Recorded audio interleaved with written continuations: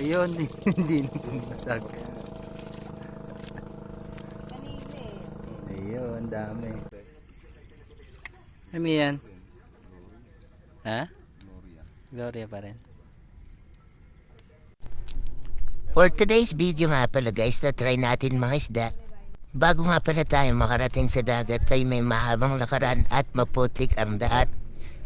Pagdating nga pala namin ay sinet up na ni Boss Christian yung mga fishing rod natin. Social fishing rod.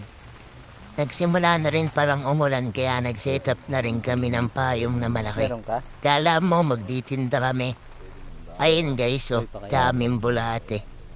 Pagkatapos mag-set up ay ready to hagis ng mga pamingwit. Wow, parang professional fisherman maghagis guys.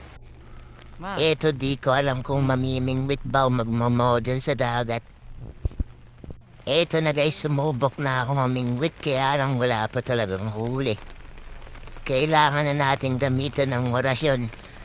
Abayga, go pala. Ako. Kasama din pala namin si Kulit dito. At ilang beses ko na sinabihan na baka madulas at ayun na nga, nadulas na siya.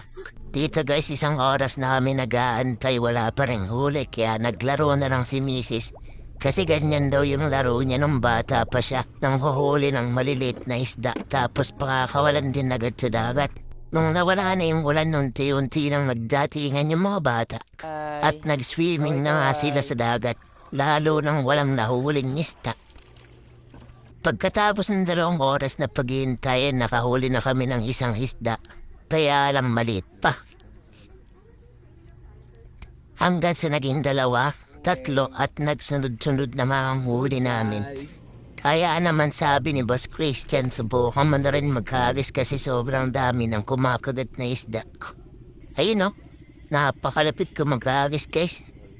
Pasensya na po, first time kumbaga virgin pa. Pero ito guys, nakahuli na ako ng una kong isda. Dahil madami na yung huli, sinetap na po namin yung lalagyan ng mga huling isda.